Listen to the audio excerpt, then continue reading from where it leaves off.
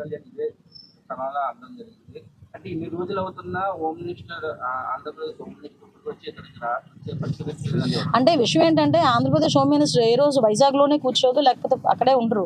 ఆ రోజు నేను ఉన్న సందర్భం విజయవాడలో ఉన్నాను. విజయవాడ నుంచి ఇమీడియట్ గా నేను ఆవిడకన్నా ముందే నేను కలెక్టర్ గారితో మాట్లాడాను. ఇక్కడ డిపార్ట్మెంట్ వాళ్ళని పంపించుకున్నాం. ఎవరో మాకు గుర్తు చేస్తే పనిచేసే పొజిషన్లో అయితే మేము లేమమ్మా. మా బాధ్యత మాకు తెలుసు. మా బాధ్యత ఎలా నిర్వర్తించాలో మా చంద్రబాబు నాయుడు గారు మాకు గైడ్ లైన్స్ ఇస్తున్నారు. As per that guide lines మేము పనిచేస్తున్నాము.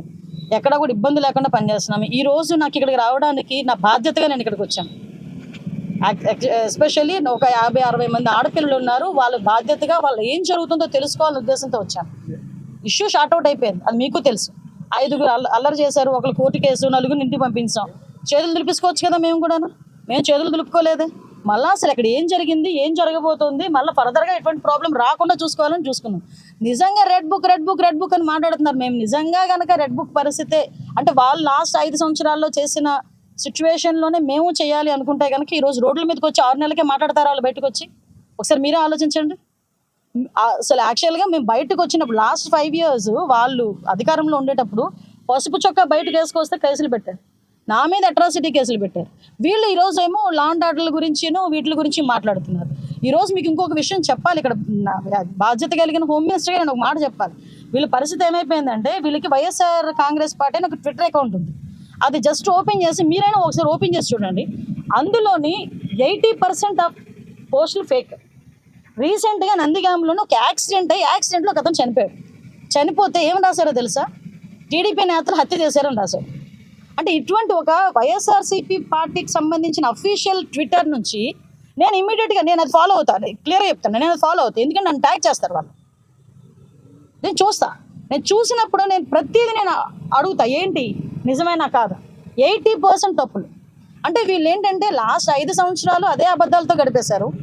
ఇప్పుడు కూడా అదే పొజిషన్, వాళ్ళకి 11 సీట్స్ వచ్చిన పొజిషన్లో కూడా ఈ రోజుకి కూడా ప్రతి చిన్న విషయాన్ని కూడా రాజకీయ కోణంలో ఆలోచించి దాన్ని భూతత్వంలో చూపించి చాలా పెద్దదిగా క్రియేట్ చేసి జనాలు మభ్యపెట్టాలో చూస్తున్నారు. దయచేసి ప్రజలు కూడా అవగాహన ఉంది, ప్రజలు కూడా చదువుకున్నారు, సోషల్ మీడియాలో కూడా చాలా యాక్టివ్గా ఉన్నారు అందరూ కూడా. సో ప్రతి ఒక్కటి కూడా ప్రజలకు చెప్పాల్సిన బాధ్యత ఉంది కాబట్టి మేము చెప్తున్నాం. మేడం, సెంట్రల్ జైలుకి సంబంధించి కేసులు నడుస్తుంది, అది అయ్యిందా? ఎక్కడ వరకు దానికి కేసు నడుస్తుందండి. ఎంక్వైరీ రిపోర్ట్ ఇస్తారు. ఆల్రెడీ మేము సస్పెండ్ చేసాము. ఇంకా లోపలికి ఎంక్వైరీ జరుగుతుంది. సిపి గారికి కూడా మనం కూడా చెప్పాను, ఒక రోజు వెళ్ళి ఒకసారి మొత్తం చెక్ చేయండి అని చెప్పాను. ఇది ఒకటే కాదండి, ఆల్ సెంట్రల్ జైల్స్ అన్ని కూడా ప్రక్షాళన చేస్తాం.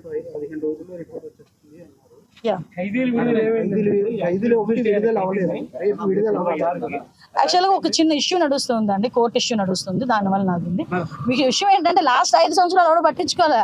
మేము ఇప్పుడు కనీసం ఫైల్ అయినా మూవ్ చేసాం. కొంతమందికి క్షమాభిక్ష ఇవ్వాలి అని ఫైల్ అయినా మూవ్ చేసాం. ఒక చిన్న ప్రాబ్లం అన్నది రైజ్ అయింది, టెక్నికల్ ప్రాబ్లం అవుతుందండి, డెఫినెట్గా అవుతుంది.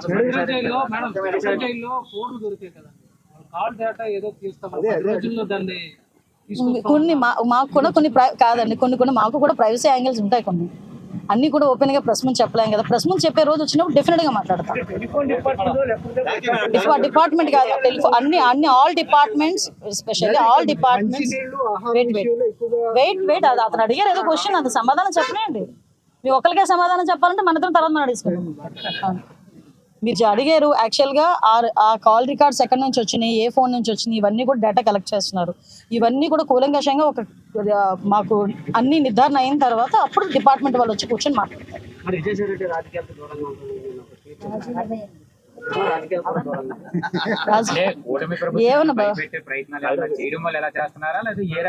ఏమండి, తప్పు చేసినోడు రాజకీయాల్లో ఉన్నా లేకపోయినా ఆ తప్పుకి సంబంధించిన శిక్ష అనుభవించాల్సిందే.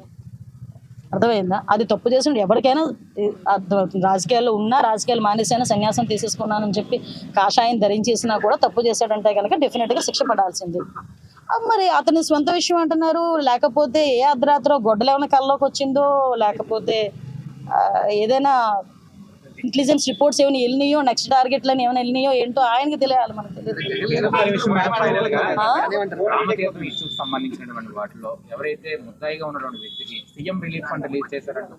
ఆ రోజే మాట్లాడాను స్వామి. విషయం ఏంటంటే ముందు మీరు గ్రహించండి. అసలు నేనేమంటానంటే పొలిటికల్ లీడర్లుగా మేము బోల్డ్ మాట్లాడతాం. ఓకే, కానీ మీరు వేసేటప్పుడు అది నిజమా కాదా అనేది కూడా వాళ్ళని కూడా క్వశ్చన్ చేయాలి. నేను విజయనగరంలో ప్రెస్ మీట్ పెట్టినప్పుడు కూడా చెప్పా, అతను ముద్దాయి కాదు, విట్నెస్. అతని విట్నెస్ నా దగ్గర రిపోర్ట్ కూడా ఉంది. ఆ విట్నెస్ కూడా ఎవరంటే ఆయన ఆ చెరువులో ఏదైతే నీళ్లు తోయడానికి వచ్చిన ఇంజిన్ ప్రొవైడ్ చేసిన వాడు, అట్ ద సేమ్ టైం ఆయన ఒక ఆటో డ్రైవర్, ఆయన ఒక విట్నెస్. ఆయన అది ఎలా మొత్తం నీళ్ళంతా తీసేసిన తర్వాత నీళ్లు తోడినందుకు గాను గవర్నమెంట్ వాళ్ళు, పోలీస్ డిపార్ట్మెంట్ వాళ్ళు అతనికి 1000 రూపాయల బజానా కూడా ఇచ్చారు.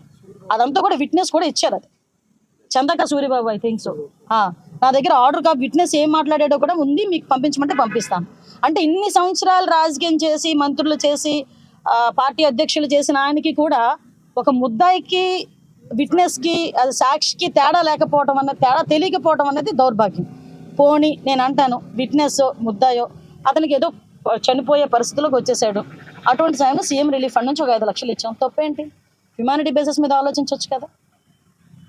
నీ లక్షల కోట్లు దోచేసుకున్న వాడినేమో కూర్చోబెట్టుకుని సీఎం చేసుకుని లాస్ట్ 5 సంవత్సరాలు రాష్ట్రాన్ని మొత్తం దోచేసి పడేశారు. ఈ రోజేమో ఒక పాపం లాస్ట్ మినిట్లో ఉండే అనారోగ్యంతో ఉన్నవాడు సీఎం రిలీఫ్ ఫండ్ పెట్టుకుంటే 5 లక్షలు ఇచ్చుకుంటే అదేదో పెద్ద నేరం కింద, భూతం కింద, పెద్ద భూతద్దంలో చూపిస్తున్నారు. ఏంటది? ఆ హ్యుమానిటీ యాంగిల్ ఎందుకు పోతుంది?